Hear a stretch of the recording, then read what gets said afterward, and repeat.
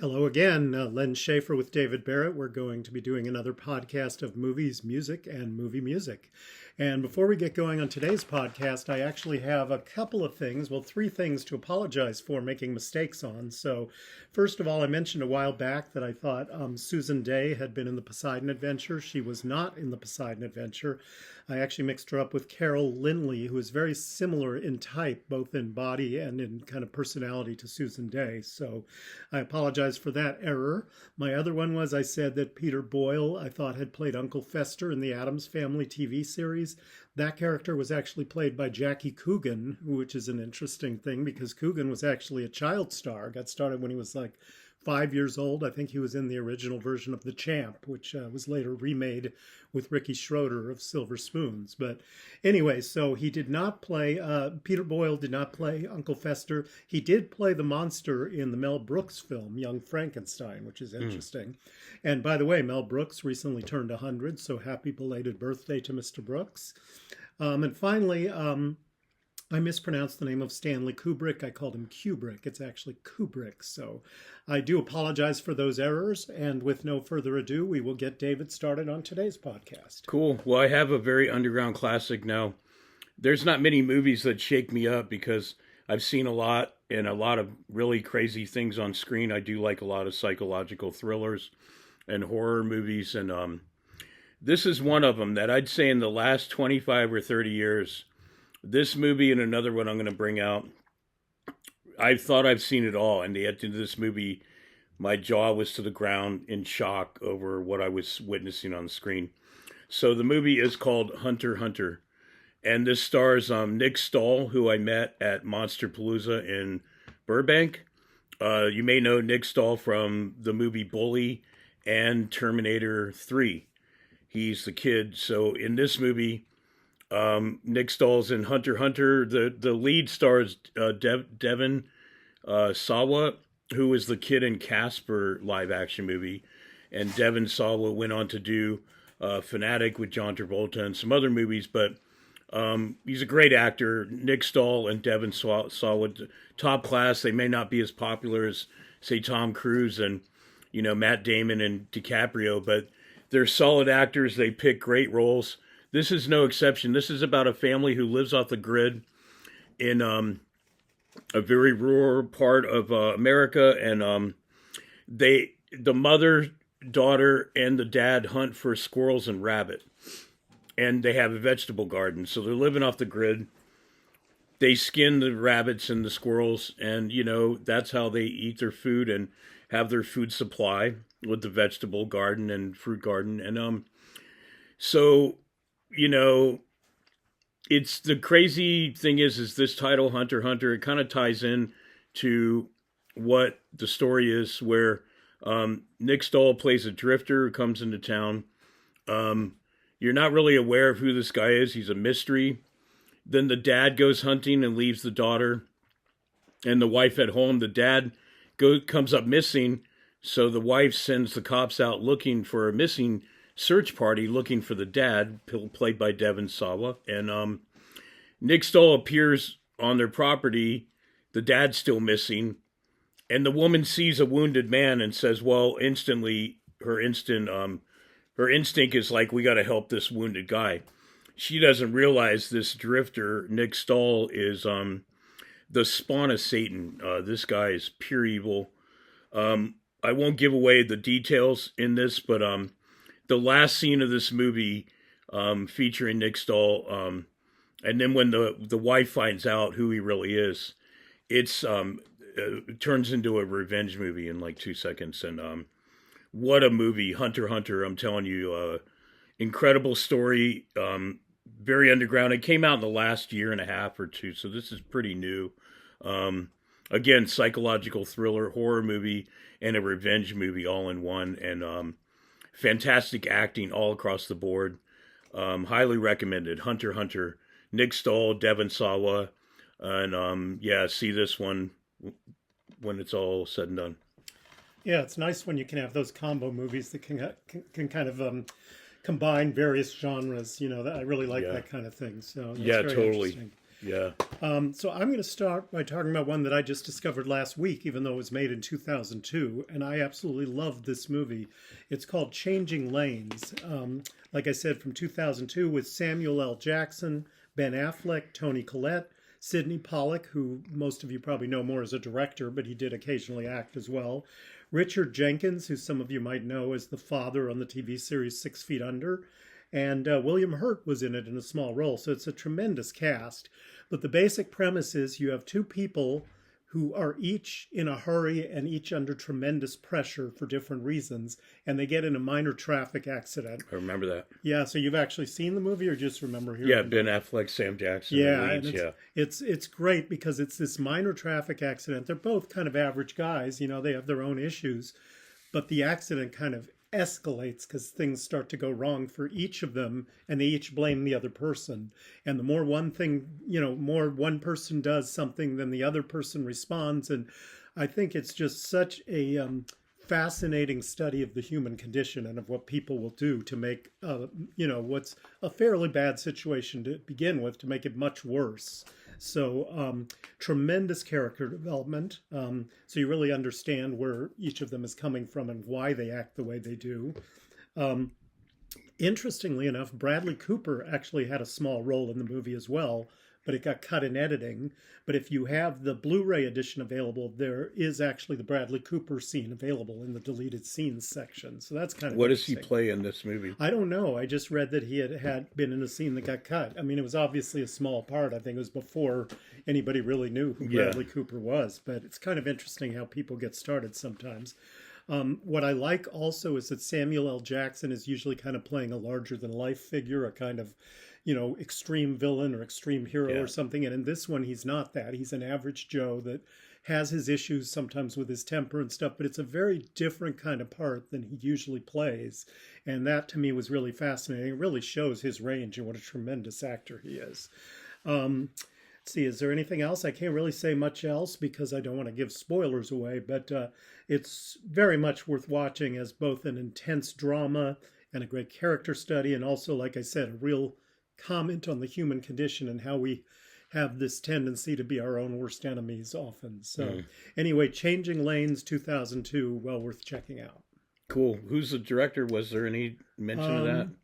Because of those stars. I don't remember. Well, now. go ahead and Google it, look it up, people. Yeah. I'm going to bring back a classic now. This is featuring two of my favorite actors, really of all time, Eric Roberts, Julia Roberts' brother, in case you don't know, and Mickey Rourke. And this is a great one called The Pope of Greenwich Village. Now, it also stars Daryl Hannah and Burt Young from Rocky fame. Right. He was the one who played Adrian's brother in Rocky, right? Yeah. And so he's the mob boss, Burt Young.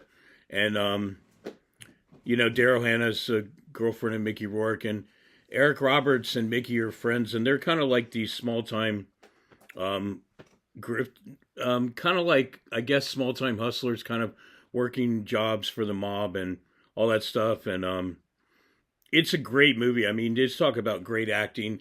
I just want to mention, too, that as great as this movie is with Eric Roberts and Mickey Rourke, they later on were in this movie about meth and just party animals called Spun, which had Mickey Rourke, Eric Roberts, had who else was it? John Leguizamo, Blondie, Deborah Harry was in it, Rob Halford, and Deborah Harry, who is Blondie. Yeah. And so it had a couple music stars in this movie, Spun. So, and then years later, I didn't see this one coming, but a third movie with Eric Roberts and Mickey Rourke in it.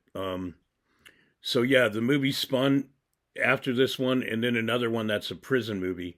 And this one's from like the 70s, right? Like from the late 70s or something? No, this was early 80s. Oh, early 80s. Okay. And yeah, it was his third role after Eric Roberts did Star 80, Runaway Train with John Voight, and then he does this movie with Mickey Rourke, and the guy was like really seriously on a roll. Had a few many good movies after that. Yeah. Star 80 was really good. That's about the Playboy centerfold who got killed by her boyfriend, who because he was jealous of her success and everything in a murder Yeah. suicide. Really tragic. Based on a event. true story too, Yeah, so we're yeah, gonna have to do a full review on that one. But Eric Roberts, Mickey Rourke, the Pope of Greenwich Village. Like I said, a little bit of mobster stuff. Two good friends who get caught up with the mob, and some crazy shit goes down. So definitely highly recommended. You all have to know, if you're any kind of movie buff cinephile out there, that this movie ranks high above for many movie lovers. It really set off the careers of Mickey Rourke, even though he did Rumblefish with Francis Ford Coppola and some other movies before them. But it really speaks volumes on the acting, character development, the starring cast. Like I said, Daryl Hannah and Burt Young. But highly recommended. Like I said, 3 movies that they've done together: Eric Roberts and Mickey Rourke, and this was the first one that set it off. Pope of Greenwich Village. Check it out. Good film. I saw it about 40 years ago myself, and I still remember it as being a very good film. Movie on that one. Well, I'm going to talk about one that covered a subject that is very rarely covered in Hollywood and really should be covered much more than it is. And that's the internment of people of Japanese descent during World War II, which is one of America's great tragedies. Well over 100,000 people were displaced from their homes, from their businesses, simply because they had descendants from Japan, and the government felt like they couldn't trust them. But most of these people were actually American citizens, and they would have been very supportive of America in the war. And in fact, what's interesting is there was never a single case found of a Japanese American that had betrayed America. So it really was just a tragic event and destroyed a lot of lives. So this movie is called Come See the Paradise. And it stars Dennis Quaid, and he's married to a Japanese woman, and they get caught up in the whole internment thing. And you see a fairly good amount of detail about what happened to these families. You see them before the internment and then afterwards and what it does to them. Like I said, one of the few movies to depict it, about these people just having their civil rights deprived. And the music from the film actually was by Randy Edelman, who had also, you might know, he wrote the hit Barry Manilow song "Weekend in New England." But his music was so well received from Come See the Paradise that it has been used in many, many other films over the years, including Clear and Present Danger, Rob Roy, Devil in a Blue Dress, and even A Few Good Men. So pretty interesting that, that was one of the takeaways from it. Dennis Quaid's wife is played by Tamlyn Tomita, and one of the interesting things about that is her father had actually been interned in one of the camps, so she had very personal knowledge of the whole experience. She was born afterwards, but I'm sure she heard some things from her father about it. One of the things that did occur during that time is that when they had to forfeit their homes and businesses, and I believe they were given 3 days. Can you imagine given 3 days? Pack only what you can carry in one suitcase and leave. And they were told that they would be able to reclaim them after the war. But of course, as you can imagine, when it ended, no one got anything back. They got a very small compensation in 1948, and then they did get like $20,000 each in 1988 from Japanese American reparations. But of course, that was a pittance compared to what they gave up. A lot of them had thriving businesses that they had to give up. So Come See the Paradise, it works both as a Romeo and Juliet type of thing with people from two very different worlds, Dennis Quaid and Tamlyn Tomita, and her family is very much against him at the beginning. And it also works as an important depiction of a very important historical event in American history. So Come See the Paradise from 1990. Yeah, what a career Dennis Quaid's had. I mean, so many different types of parts. He's a great actor with his brother Randy Quaid. But Dennis Quaid played Doc Holliday in Wyatt Earp. Right. He was the psycho person who sold his house and didn't want to give it up to this couple who moved in. Trying to think of what that one was called, but very few movies he plays a villain in, and this was one. Yeah, he was also an ex-high school football star in Everybody's All-American with Jessica Lange. Yeah. Very good in that movie. Yeah. And he played a baseball pitcher in The Rookie which is one of my all-time favorite sports movies, where he's this guy, and it's a true story, amazingly enough, a guy who had been in the minors like 20 years earlier, and at the age of, I think, 38, he does a comeback. He discovers that all of a sudden his fastball, which was like in the 70s before, is now like 95 miles an hour. So he ends up being able to have a shot at the major leagues at that late stage. It's a remarkable story. And can't forget about Dreamscape with Dennis Quaid. Right. Remember? Right. And that was such a good one. And yeah. You know, one of the things that's interesting is Dennis and Randy are such totally different types. Like it's hard to believe they're related, because Dennis is more like the hero or villain type, and Randy's more the character actor who's played all kinds of fascinating characters over the years. So they were in a movie together, which I'm going to review later on, called The Long Riders. It's the only movie that teams up 4 real life brothers, the Carradines, Keith, David, and Robert, Stacy Keach and his brother. Also, Randy Quaid and Dennis Quaid, and Christopher Guest, Nicholas Guest. So 4 brothers in this movie called The Long Riders, directed by Walter Hill. It's a Western. Fantastic movie. I'm going to bring that up later on. But yeah, Dennis Quaid's had quite a career. I mean, the man is and don't forget flawless. He played Jerry Lee Lewis too. Oh yeah. Yeah. Right. Yeah, the guy's Great Balls of Fire, I think was the name of that movie. Yeah. Quite underrated, but what a career. So yeah, here's the next one. Before you go into that, one other Dennis Quaid movie I thought of that very few people know about, and I actually have not been able to find it in many years, but it came out, I think, in the late 80s.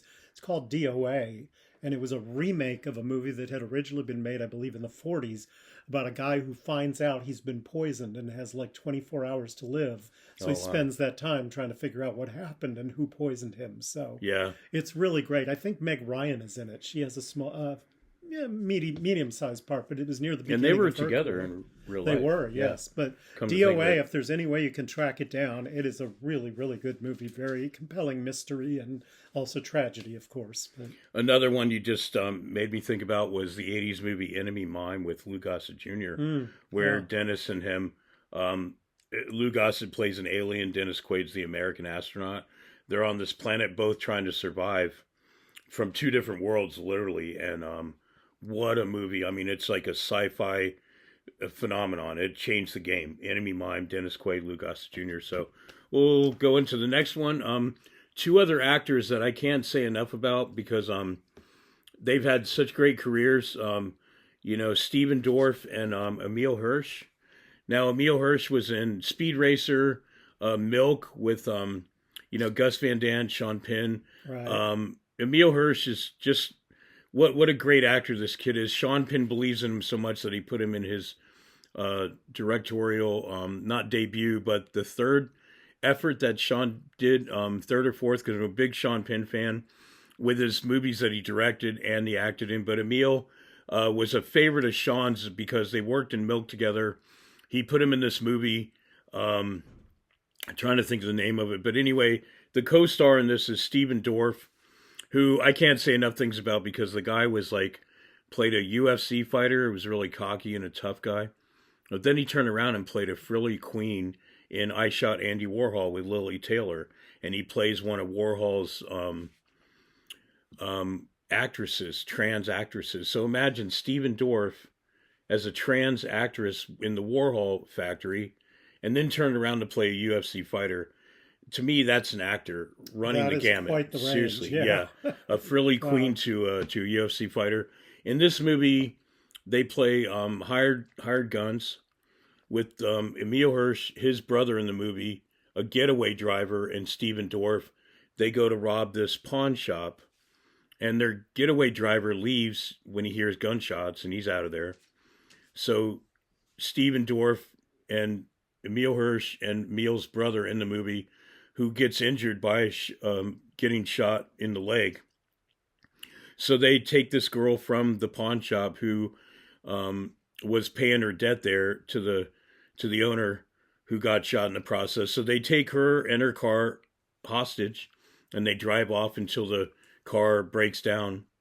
And then the girl, the injured brother, and these 2 see this barn, and they figure, well, that's a good place to hide out until the heat dies down. We can divvy up the money and see what's up.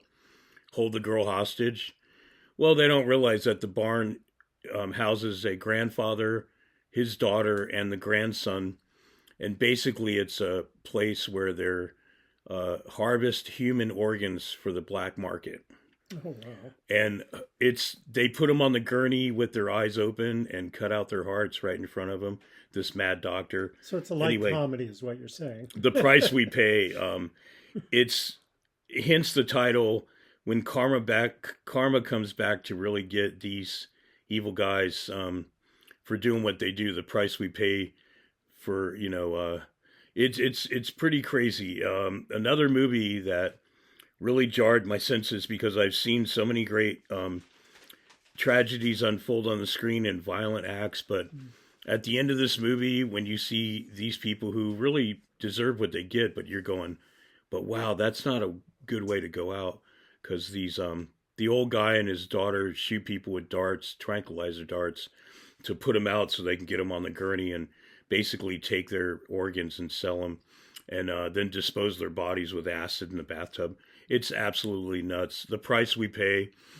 Two of the finest actors ever in history. When I go to the grave, I will still say these guys will never get enough credit. Stephen Dorff, you'll know him from Blade. You know him from Judgment Day. Harvey Keitel, City of Industry. He was in a movie with Jack Nicholson and Jennifer Lopez called Blood and Wine. And he played the lead vampire in Blade. I mean, this guy is really run the gamut as an actor. Same with Emil. See this movie. See their other movies too. Super fantastic. The price we pay. But really see anything these guys are in. Highly recommended. Okay, well, my next one is from 2016, and it's with one of my all-time favorite actors, who's Jennifer Lawrence. Absolutely love her in everything she does. This one also has Chris Pratt, Lawrence Fishburne, and Michael Sheen, who some of you might know from the TV series Masters of Sex, which was about Masters and Johnson. Anyway, this one is called Passengers, and it's a little bit of a sci-fi movie, but really more of a kind of dramatic romance. It's really fascinating. So it's about a spaceship that's transporting over 5,000 passengers and 250 crew members to a distant planet called the Homestead Colony. So the way it works is the passengers are all, and the crew are all in an induced sleep, because the thing is supposed to take 120 years. So the idea is that they will be awoken automatically from the sleep about 4 months before they arrive, so they can get everything ready. Well, there's a malfunction, and Chris Pratt wakes up 90 years early. I remember this movie. Yeah. I saw this actually. Yeah, really good movie. And Yeah. he's the only one. Can you imagine being the only one on a spaceship with the only person to interact with being an android, the one played by Michael Sheen? So he does this for a while. He does it for about a year, and he's starting to go crazy and feel suicidal and is, thinking of just like jumping out of the ship. And then he decides, he starts looking at profiles of other passengers on the ship, and he comes across Jennifer Lawrence. And of course, who would not fall in love with Jennifer Lawrence, right? Right. So yeah, he makes the fateful decision to intentionally wake her up 90 years early. And it's a gut-wrenching decision, as you can imagine. Oh, by the way, I know the way it plays out. I remember this movie. Yeah, no, don't give too much away. Yeah. It's a really good one. Yeah. But one thing about Michael Sheen that's interesting, they asked him about playing this android character, and he said, he had a funny comment about it. He said, it was like a cross between a puppy and a toaster. I thought that was a really wonderful quote. Nice. But anyway, so let's see. Oh, I have a little bit more of my notes here. So the original choices to play the main characters instead of Chris Pratt and Jennifer Lawrence were Keanu Reeves and Rachel McAdams. Now, I could absolutely see Rachel McAdams playing that part, or others that were up for the part, such as Reese Witherspoon and Emily Blunt. Any of them would have done great. Keanu Reeves, I'm a little bit like, I don't know, that part would have been, I guess he would have been okay, but Chris Pratt was so great in this part. And oh, one other thing that's interesting, the bar scene where the android is the bartender, it was heavily influenced by and is very similar in design to the bar in Stanley Kubrick's, I'm pronouncing it correctly this time, Stanley Kubrick's The Shining, right? Yeah. So they used that for the bar on the spaceship. But anyway, Passengers from 2016, a highly original film, some absolutely spectacular effects and cinematography, and it asked the compelling question, what would you do in a situation like his? Would you intentionally basically ruin someone else's life to save yourself from going insane?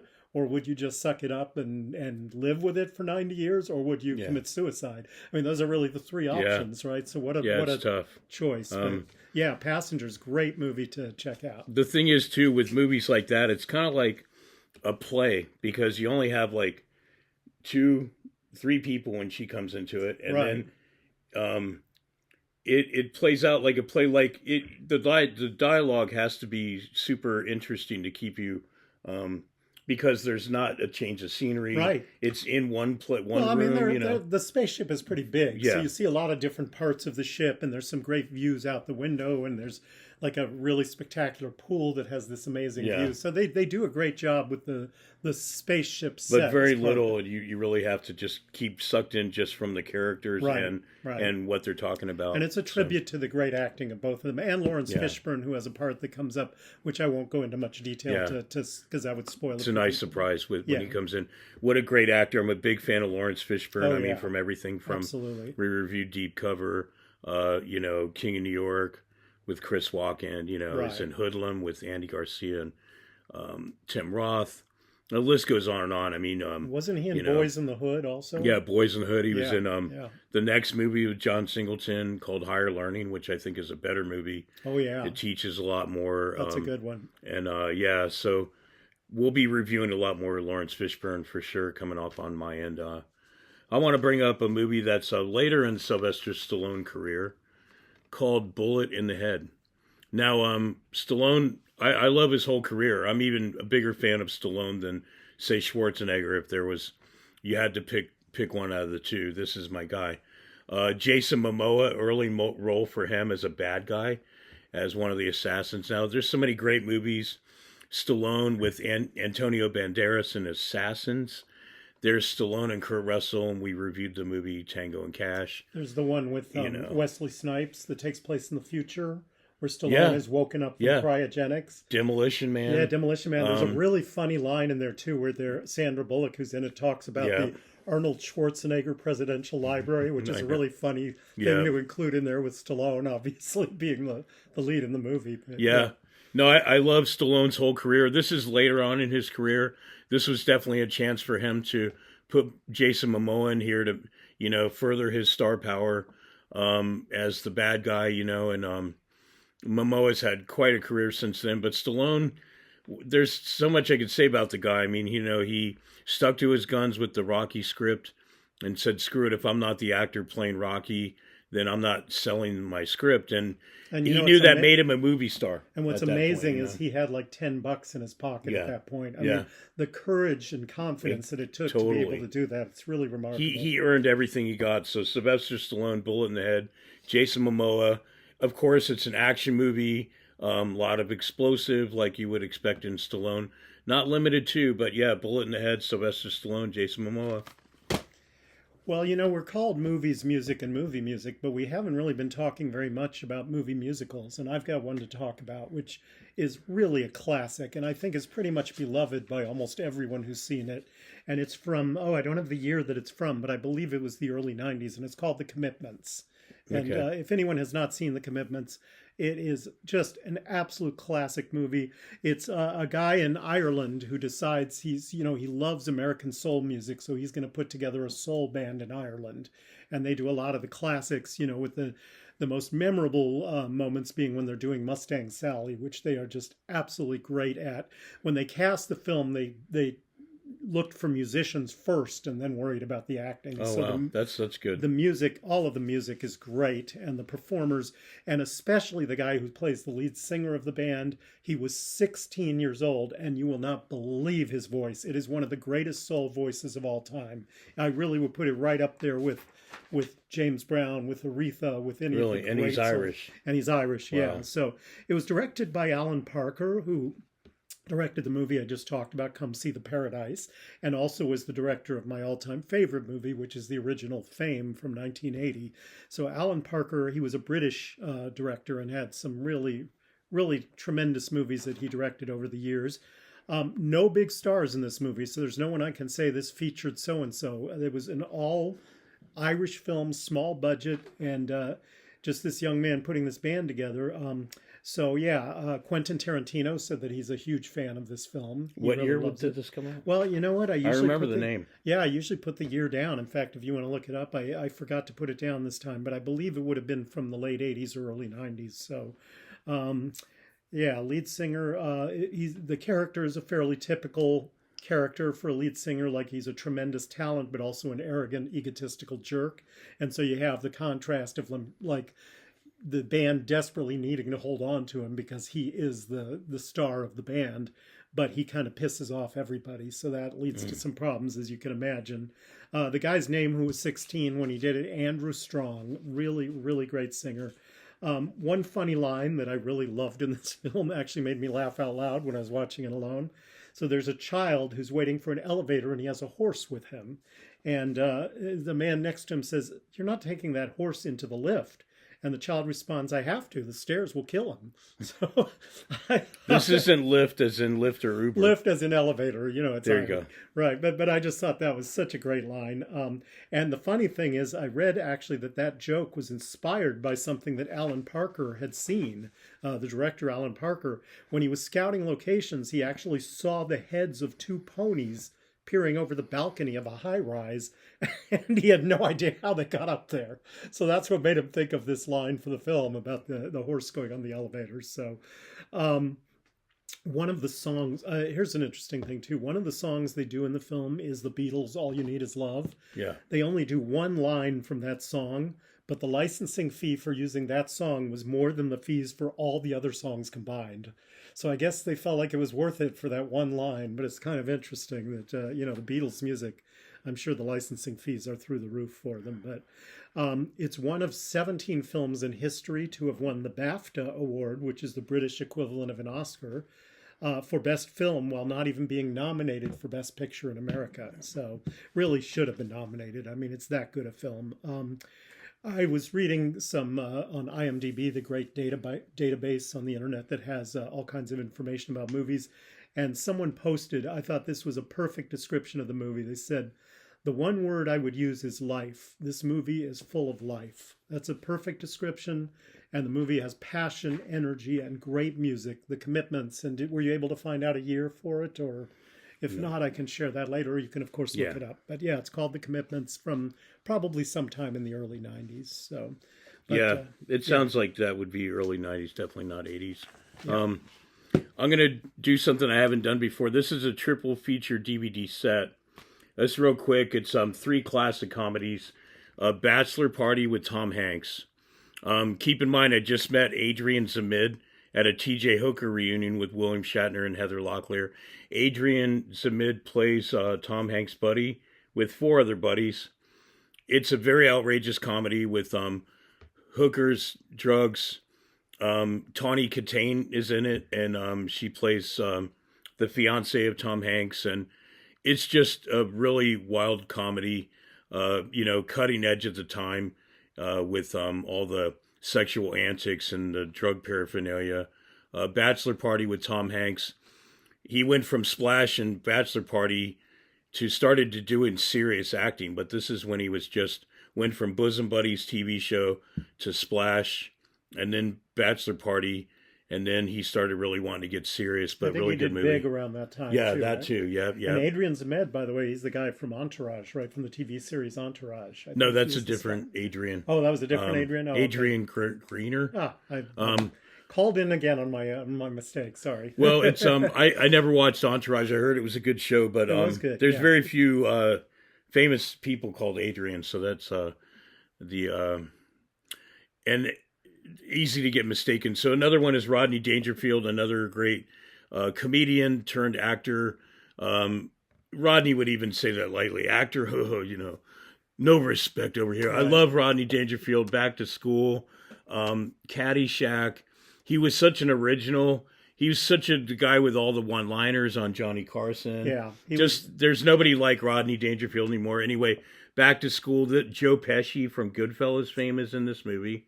Rodney Dangerfield, really anything you see him in. Ladybugs, Caddyshack, Back to School. He's fantastic. And the third comedy, Weekend at Bernie's, where this two friends go on a vacation and then they realize their third friend kind of like died and they don't know how. And so they really try to bring this dead corpse around and make a comedy on how they make him seem like he's still alive just to get through the day. Weekend at Bernie's, Back to School, Bachelor Party. 3 classic comedies from the 80s that really sum it up on like when it was a better time, it was a funner time, and it was very more lighthearted and just great comedies. Yeah, there's a lot of stuff from the 70s and 80s comedies that you could not get away with filming today. Exactly. That's for sure. Totally. Rodney, so there it is. Rodney Dangerfield was a really funny guy, and I actually saw a documentary about him once, and it was really kind of sad, as a lot of great comedians are. He had a really unhappy life, and one of the quotes that always stuck with me is, I forget who said this, but it was a famous comedian who said this about Rodney. He said, Rodney was going to Hawaii, and when he came back, I said, "How was it?" And he goes, "How good could it have been? I was there." So, and he was serious. So it's really sad, but it's kind of memorable. But you want to see the best of him? I mean, go on. Look him up. Interviews with Rodney Dangerfield on Johnny Carson, and absolutely. I mean, really anybody. Letterman. He was just one of a kind. He had great one-liners. Just such an original, man, and he was just very, very funny. And those are the comedians that I think tend to make it big, are the ones that bring something totally fresh and new that no one else has seen. So I think that's when you really get people that just stand out from the crowd of otherwise good comedians. So. Yeah. Anyway. Great. Thank you for your time, everybody. Well, I've got one more. Okay, go ahead. Yeah, so as always, I close with an older one. So I'm going to close with one from 1957. And this is another absolutely classic movie. It's called A Face in the Crowd, and it's with Andy Griffith, pre-Andy Griffith show. It was his first movie. Oh, wow. And he is just, I can't even comprehend how he did not get an Oscar nomination for Best Actor, because he is so brilliant in this. It's almost otherworldly. He is. It also has Patricia Neal, Walter Matthau, a very young Walter Matthau, Walter. and Lee Remick is in it. So Griffith plays this small town drunk who gets discovered while playing his guitar and singing in a jail cell. This woman discovers him, and she ends up putting him on the radio locally in this small town, and I forget where it is, Arkansas, I believe it is. Yeah, small town in Arkansas. So he becomes a big local star on the radio show, eventually gets noticed by other people, and starts to become a television star. So, and this is the early days of TV, of course, the 50s. And he becomes one of the most famous people in America. And as you can imagine, with someone that already had some flaws in his personality to begin with, the more famous and the more rich and powerful he becomes, the worse he becomes as a person. So you really see this development. It's actually very ahead of its time in some ways, this movie, showing the corruption of fame and power and adulation and all of that. What's it called again? It's called A Face in the Crowd, which was the name of the show that this woman was doing. She was looking for untapped talent. Yeah. Someone told her about this guy, and she went to see him in this jail cell, and she's like, wow, okay, so I'm going to put him on A Face in the Crowd. And then, of course, he becomes so famous. IMDb, I believe the highest rated movie in all of IMDb is Shawshank Redemption, which is 9.2, because almost everybody loves that movie. This one is very high. It's 8.1. That's one of the higher ratings you will see on IMDb. So it's very, very well received. The famed French director Francois Truffaut was a big fan of the film and said, "The usual fault with, quote, honest films is their softness, timidity, and anesthetic neutrality." Said this film is passionate, exalted, fierce, and a pleasure for the mind. So that's quite a quote. Marlon Brando actually was offered the role before Andy Griffith got it. So that's interesting. I'm sure he would have been great. Of course, he was always great. But I will quote again from someone who posted on IMDb. He said, "A Face in the Crowd is essentially about a corrupted man who has a gift for public relations and uses this gift as a means to an end, the end being his own benefit. It's a dark, frighteningly realistic movie which is brilliantly directed and masterfully paced. It runs for over 2 hours but never feels dull or boring." And I think we can all relate to the idea of someone who has a gift for public relations but is really a narcissist trying to look out for himself. We won't name names, but anyway, it's truly hard to believe that, like I said, that Griffith didn't get an Oscar nomination. Just absolutely brilliant. And he and Patricia Neal play off each other very well. She was really great in it as well. So it's an intense drama. And it's well worth checking out. And it's called, like I said, A Face in the Crowd from 1957. I didn't know anything he did before the Andy Griffith show. Yeah, he was actually very talented. He kind of got pigeonholed for a while after Andy Griffith, but he did end up doing Matlock, and that was a very different kind of show as well. But anyway, thank you again for watching. Until next time, this has been another episode of Movies, Music, and Movie Music.